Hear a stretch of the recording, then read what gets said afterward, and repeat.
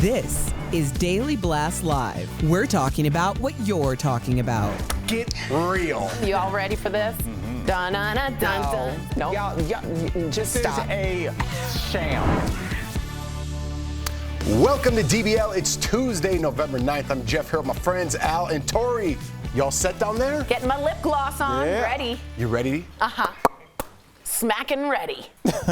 We always got to start weird. Yeah. Tomorrow, I'm just going to start. I think you should. Yeah, I'm going to be professional It's tomorrow. best. All right, speaking of professional, this story is serious. We have more on the tragedy at the Astroworld Festival in Houston that left 8 people dead and dozens more injured.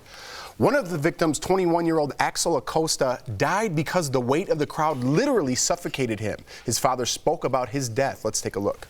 We're trying to make things change in this type of events. Today is me. I lost my son. It could be you. It could be you. It's not the first time that he's been in a big events. You can go to Disneyland and have fun. You can go to a baseball game and have fun because they have the right security. He's just one of at least 18 lawsuits against rapper Travis Scott, who headlined the festival along with the organizers of the event. The FBI has launched a criminal investigation. Some say Scott should have paused the show. Here's what the Houston fire chief told the Today Show. We all have a responsibility. Everybody in that at that event has a responsibility, starting from the artist on down. The artist, if he notices something that's going on, he can certainly pause that performance, turn on the lights, and said, "Hey, we're not going to continue until this thing is resolved." All right, Tori. So he said everyone has responsibility, from the artist down. Do you agree with that statement? Yeah. Otherwise, you wouldn't see Travis Scott in so many, and even Drake is in one lawsuit. I do have to say the person with the microphone, to me, holds a lot of responsibility because you are the maestro, you're the MC, you have the control, meaning you can say stop. Now, Travis Scott, to be fair, did stop several times and say, put your hands in the air, I think there's an ambulance, and then started again, which a lot of people said he shouldn't have done. There's also allegedly they didn't turn the lights on when they kept asking for the crowd lights to be left on. Apparently there's alleged speculation. They said keep them down, keep them down. All these things with noticing that and noticing this, stopping and going, and that adds up to something called gross negligence. I hate that he has no malice intent. I don't think he wanted to hurt anyone. I really don't. But I certainly believe he holds a responsibility in his own concert at controlling something when the crowd is chanting in unison, stop the show, stop the show, stop the show, and there's an ambulance with people trampling on it. You've seen it happen before. Adele stopped it. A$AP Rocky stopped it with some girls fell into a mosh pit. We're seeing these videos. You have the control. You got the mic. You got some responsibility. Well, you're assuming that they're stopping it because that means that they must have seen it. I mean, sometimes when you're performing, and I've performed in front of thousands of people, right, but not tens of thousands, I would assume that you're kind of distracted by other things going on, like entertaining 50,000 other people. That is why you hire people to handle things like security, hire people to handle things like having enough paramedics on site. It's interesting, and it grabs headlines, Jeff, when you say we're going after Travis Scott. It's much less interesting, much more boring when you do it the litigious way, and you go after the companies that are also profiting from this event. They're not performing. They didn't write any raps. What these companies did is they said, hey, you're putting on a concert, we do security. You're putting on a concert, we do concessions. We'll handle everything. You just cut us a check. But then when something bad goes down, the hot dogs are bad and 8 people get sick and die. Or security is bad, 8 people die, and I'm not being dismissive of that. Now it's Travis Scott's fault? Yes. So if everything had worked out perfectly, would Travis Scott have gotten a cut of their money as well? At some point, he's got to be part of the pie. If I go to someone's house and there's some awful accident and they had security, I can blame security, but you also blame the liability of the house. But isn't Travis Scott just another entity that was hired to perform for these people? No, Travis Scott is the, what do you call the circus, the ringmaster. At some point, no one else had the microphone. And at some point, Travis Scott has been arrested twice before for inciting riots. Just saying, be careful of the precedent that you're setting. hey, be careful of the precedents you're setting. That I want a lot of performer things to take control of his own So situation? you're now saying that every performer needs to be. This is kind of walking down the road of arming teachers. It really is. People that is not their job. That is not why they're there. And now you're giving them an extraordinary responsibility. You're saying entertain 50,000 people and also check the crowd and see if anybody's passed out, which I don't know if you've been to concerts, a lot of people pass out. Agreed. Okay, I'm not saying Travis Scott should go give CPR. I'm saying that Travis Scott apparently in these litigation lawsuits had some responsibility or some idea that something was going wrong and grossly negligently kept playing. But I wouldn't say, listen, I'm not a lawyer, but I don't want to like counter your whatever. I would hire you to be my lawyer. Yeah, but you're saying there's negligence. He stopped and said, is everything okay? Somebody gave him the thumbs up and said, keep going. So that's a chain of events. I agree with the chief here in the sense that there's a chain of events. The Rust movie, Alec Baldwin pulled the trigger, but there was a chain of events. But Alec Baldwin holds some responsibility. But he hired as a producer, to make sure that that's a great example. You hire people like an armorer or armory, whatever you call that position, or somebody that is a gunsmith that checks these things on a daily, hourly, minutely basis, says cold gun. But when that chain of command is disrupted in some way, and at the top something misfires like a gun or the paramedics response time, you cannot blame the person that you know. That's a controlled environment on the Rust set. Although it wasn't in control, they thought it was in control. This situation isn't a controlled environment. It's 50,000 people. The police chief had already said there's barriers. The problem is that Travis Scott knew it, kept going, and didn't stop. So I think seems like there is going to be some responsibility. There's obviously lawsuits, but this might actually have to go to court to figure out what's. The FBI's getting involved, yeah. All right, guys. Howard Stern, we got another one coming up right now. Didn't hold back while going after quarterback Aaron Rodgers. Everyone talking about this on his radio show. Howard said the NFL should kick Aaron out of the league for lying about his vaccination status. Let's take a look. If I was if there was decency in this world, I would throw this guy out of the football league so fast. What he did to his fellow teammates. At the press conference, he said he got his information from Joe Rogan. I say the next time this gets injured on the field, they should bring in Joe Rogan to fix the bones.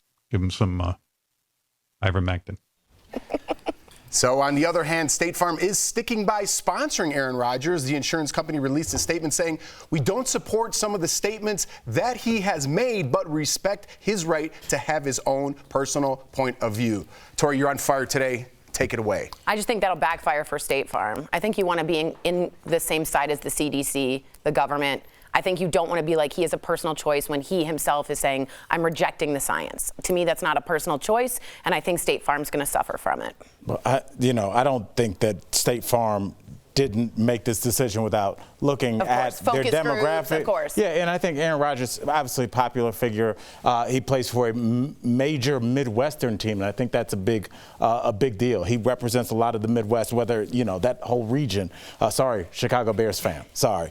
But it was a close one yesterday. Yeah. Don't want to bring it up, but let's stick to the subject. And so they looked at it and they were like, I kind of respect what State Farm did here because they didn't go with what the crowd probably wants right now, because the crowd that wants him fired, once he's kicked off the team, they'll never think about the Green Bay Packers again or the State Farm having a new pitchman. But they were like, we're going to look at how news cycles work. In a week, will we be talking about this? Probably not. So the question is, in a week, do we want Aaron Rodgers to be selling State Farm or don't we? And they decided that they do, and I think it's a good decision. But that's like Sesame Street saying 2 + 2 is 5. You know what? That's a personal choice. Let's go ahead and put that on Sesame Street. He's rejecting science, and they're saying, you know what? Let's roll with it. That's State Farm's job is not to teach your kids math. It certainly isn't to say it's okay. Their job is to put a recognizable face up there because human beings gravitate towards recognizable faces. They have no ethical responsibility about the. Are we going through the ethics of famous people? Do you want to do that today? I think at some point when you're a huge endorsement like State Farm or Nike, you do care about the ethics of who you represent. And you make that decision. Yes, you care, but to a point. Do we care enough to fire? I would. That's a big question to every company. And for people that have this job, to talk on live TV, I should hope that our bosses will someday have to make a decision and decide to keep us.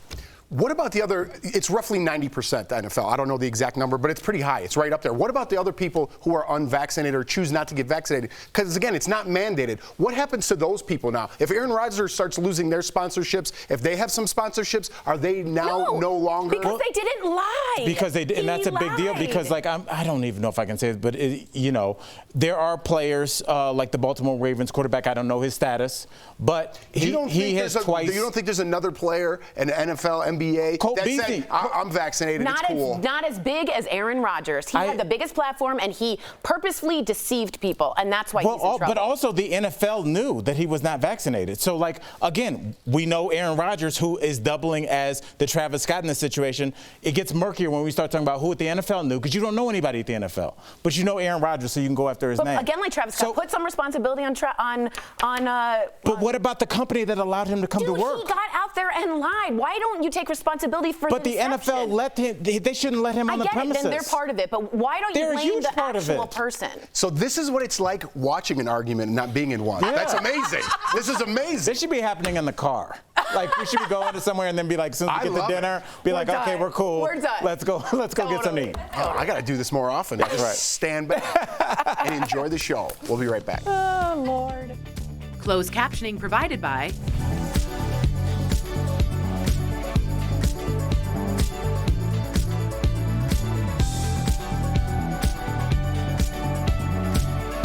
Ready? That was awesome. Does it look like I'm rowing? No, you just look ridiculous. Okay. No one rows like that. You don't row like that? I took crew and I was gonna be a coxswain. And those are the people that scream at you. They don't use any athletic ability except their mouth. I could have been an Olympic coxswain. And you have to be small. Yeah. Yeah, it's the person that sits the other way on the boat. He's like, I don't want to talk about that. But no, crew is like. And you're like this, go! You get an Olympic medal for yelling. Oh, so you don't even row. You don't touch an oar. But it's not yelling. You're giving them directions. Right, you are. It's not just like go. But what if the ship goes down? Are you now held responsible? Yes! Oh, because good I'm the one. captain of the helm. Because that's what happens when you are responsible. We're only going to do one story and B, we're going to do the Leo story. Oh, I love the Leo. Did you guys hear about this? Did you see the video? Maybe wait and stick around and hear the story. No, why not ruin it now, Jeff? No. No, talk more about your coxswain dreams. dreams. Come back. That'd be silly. By the way, I don't know if you guys are watching. I just finished all of Succession in succession. No pun intended. That show is just Is the season over? Will Ferrell and Adam McKay it's only on executive episode 3. produce it. It is so funny and good and quick. I have not watched it yet. Oh, Al, you're gonna. It's a really Okay. No, I've seen the season. It really is top notch. If you haven't seen I rewatched the other. it's a dramedy. It's very funny, and Kieran Culkin is hilarious. By the way, people didn't know Macaulay Culkin and Kieran Culkin were brothers. Guys.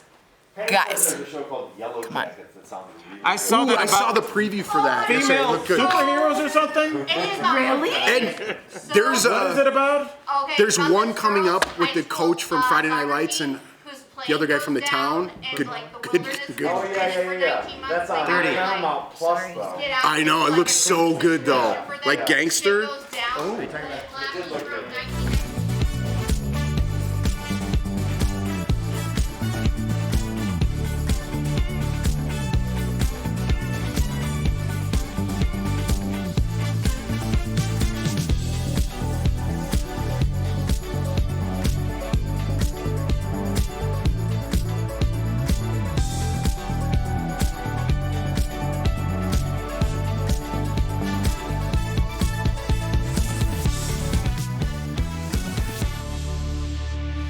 Welcome back to DBL. He may be the richest man in the world, but Jeff Bezos can still get his ego bruised. Check out this video that was shared on Twitter of Jeff Bezos' girlfriend looking up at Leonardo DiCaprio, appearing a bit smitten, I would say, right? The video has gone viral with Leo being labeled Mr. Steal Your Girl. Leo also appears to be standing on something because he's only 3 inches taller than Jeff Bezos is. But Bezos took note and posted this photo on Twitter, posing with this sign that says, "Danger, steep cliff, fatal drop." He captioned it with Leo, "Come on over, Leo. I want to show you something." First of all, I bombed the punchline. You did, but Bezos isn't funny anyway. but also Bezos should have added Leo on that one. Added his name. Oh, yeah. Yes. Oh, he did it. I don't think that's the Leo way- does his yeah, thing. Yeah, but anyway, I'll just say this, Jeff. I know these are celebrities and we're supposed to talk about celebrities, but let's talk about just baseline. Jordan would never look at another man like that in public. What are you talking about? Are you super crazy? disrespect. You think she'd do that? There's guys in the neighborhood. She's like, man, that guy's fit. I'm like, all right, let's take it in. You know what I mean? Well, you can observe. Me and my girl observe like, wow, that person's an attractive person. But there's a difference between like looking up with your beaming like that. This way, yeah. There's a thing. Brooks and I call it love bubbles coming out of your eyes. And it's when you look down and then look up and you're like just enamored. And she stayed there. And she stayed there and she did this. And then she kind of, it's too much. And then Bezoss tried to make a joke. You're not funny. Yeah, but if Leo was here, I would have bubbles. But you wouldn't be smiling like that. I would, man. That guy's very intriguing. Jeff I don't care who it is. Like that. Yeah, Jeff's a good-looking guy. Like for regular people that look like me. What are you talking about? If Leo was chatting it up with Jordan, you don't think I get threatened? Of course. He could just leave with her. I would probably leave Jordan for him. But yeah, I know. But look, even if you did leave, Jeff, you at least give your partner some dignity in that moment and don't smile like that. Maybe go around the corner and give him a napkin like, hey, call me. But don't make that face with that.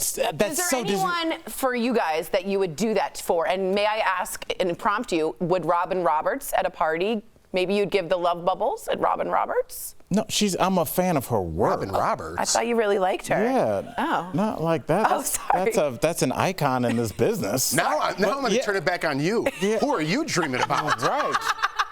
Robin. No, no, I was just wondering if there's a celebrity that you would lose it for. I think you have to hold it together. You gotta hold it together, especially when you're with your partner. It's a thing. It's unspoken, but there's a respect level there. You don't just float. Yeah, but you know, when someone, listen, here's what you gotta do. I'm gonna give you the trick. When they're walking in, you know they are, you got to stay focused that way and let them cross your vision. Oh. You know what I mean? Because then you get a good look, and you're like, I wasn't looking at that. See that painting over there? See, I just point to something like that. Did we leave our keys over there? And then we both look. That's too obvious. Listen, I get busted all the time. I'm busted. Coming up by DBL, Kathy Hilton stopped by DBL to give a preview of Paris's wedding. That's next.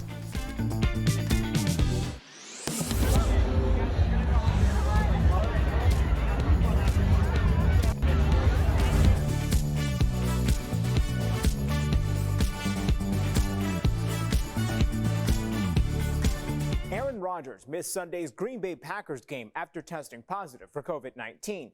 But that wasn't the only reason he was a trending topic on Twitter and Google. Over the summer, Rodgers said he was immunized, but then confirmed he was not vaccinated against COVID-19.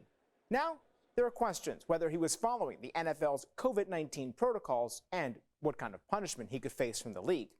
The NFL doesn't require players to get a COVID-19 vaccine, but unvaccinated players have different rules they must follow. So, let's verify. Can a player be fined for violating COVID-19 protocols? Our sources are NFL spokesperson Brian McCarthy and the COVID-19 protocols established by the League and Players Association. If they don't get a jab, NFL players must follow strict rules, including getting regularly tested, wearing a mask more often, and limiting some activities in their personal lives. If players don't follow the rules, they face disciplinary action, which in some cases means a fine. For example, all players who refuse testing face a fine of $50,000, and unvaccinated players who refuse to wear a mask in their team's facilities can be fined nearly $15,000. Repeat offenders could be fined up to a week's pay and be suspended for up to 4 weeks without pay. So it's true, players and teams can be fined for violating the league's COVID-19 protocols, and it's happened before. Last season, the New Orleans Saints and Las Vegas Raiders were fined for not following the rules, along with some individual Raiders players. League spokesman Brian McCarthy says the NFL is investigating whether Rodgers and the Packers were following the rules. With your Verify, I'm Brandon Lewis.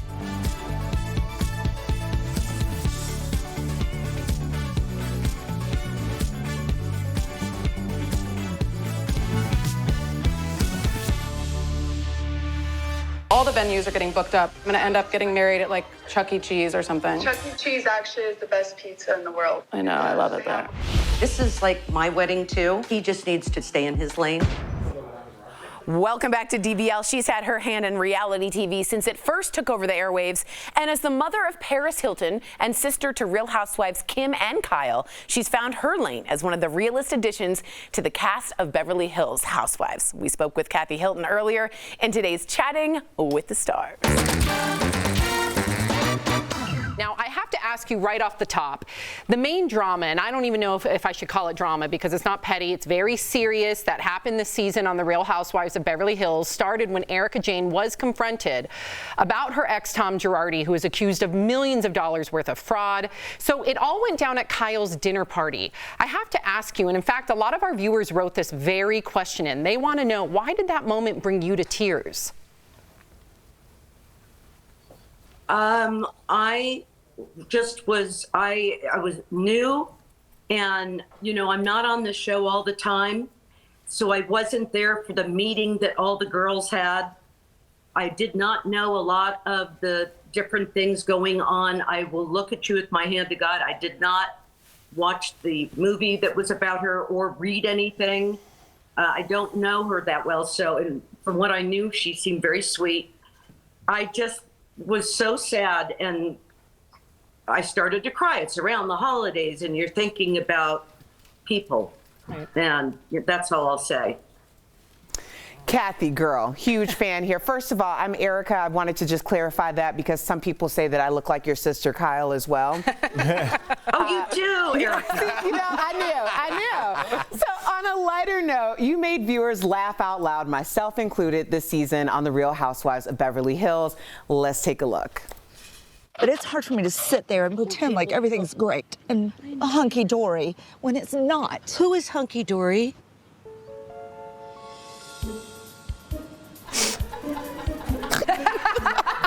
I'm hunky-dory. Can we look forward to seeing you hold a diamond next season? Please. Because currently you're featured as a friend. You know what? I don't know what I'm doing tomorrow. I could be, you know, skiing down Mount Everest. I have no idea really right now. I'm so busy with the wedding, and it's crazy. I had the best time though on the show. I really enjoyed my time, and I love the girls, and I love the crew. And by the way, I love the fans. These fans are just so, like, they love they know everything that's going on. They're sometimes funnier than the cast, and they just are very precious. So, Kathy, you mentioned Paris. You must be very excited. She's getting married this Thursday on 11/11, and we can all tune in to watch. Is there a special reason why she picked that date, 11/11? 11/11 is since she was a young girl. It's a lucky day, she thinks, and I think so as well. 11/11. So she said, "I don't care where, but I'm getting married 11/11." All right. And what are some of your favorite details about her wedding plans? I put out 3 different tablecloths, and what I did was I went ahead and designed one with nuage, and it's called Claire Lace, and it happens to be very similar to this Oscar de la Renta beaded jacket. Nice. Stunning. So this is vintage too. But can you see the detail? Absolutely. Yeah. I've got the best for last, but I'm going to tell you something in a minute, a secret. This is Mother of the Bride, my champagne. Yes. And we're doing a special drink, Moet Rose Imperial Champagne. And I wanted to have a little pink for, Paris has got to have a little pink in her wedding, right? So we're doing 2 special cocktails, and one is going to have pink cotton candy. DBL Nation, you can see more of Kathy in Paris in Love. It streams this Thursday on Peacock. Thanks to Kathy, and we'll be right back. Promotional consideration is brought to you by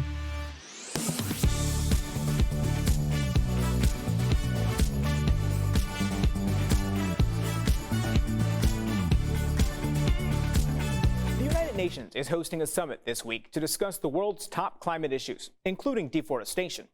Some social media posts suggest choosing certain brands of chocolate could help make a difference because cocoa farmers often cut down all other types of trees to keep up with growing demand.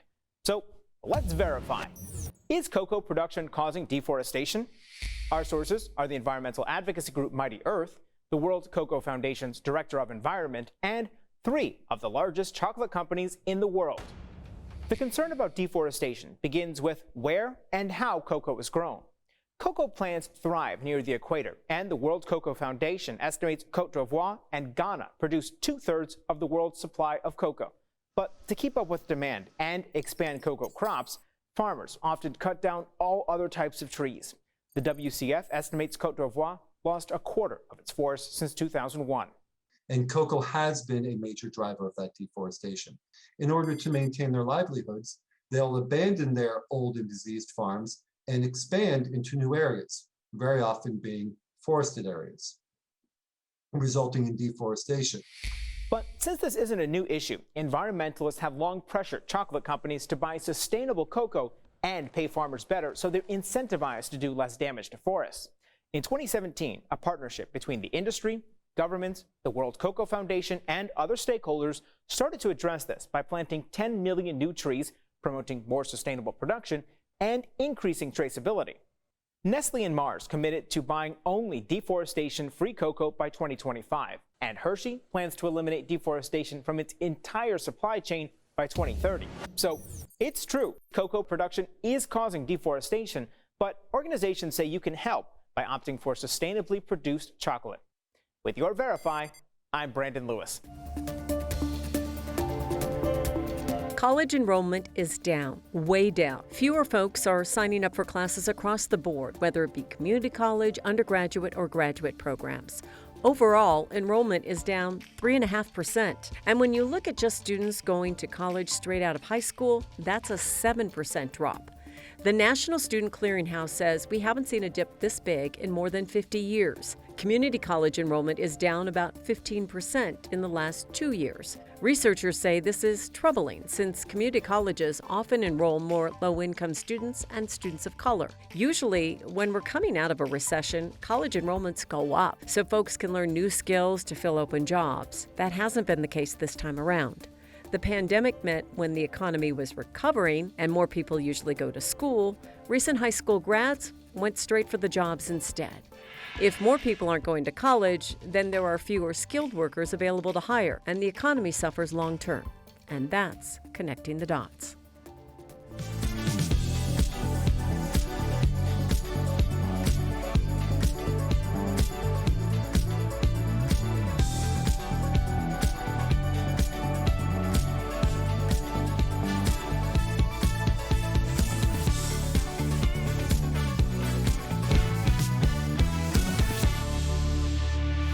Welcome back to DBL. You may not believe how widespread identity theft is. It's time for a security alert sponsored by LifeLock. So during the pandemic, identity theft rose 45%. It turns out social media users are 30% more likely to have their identity stolen. So if you have a Facebook account, make sure you're not sharing personal information online.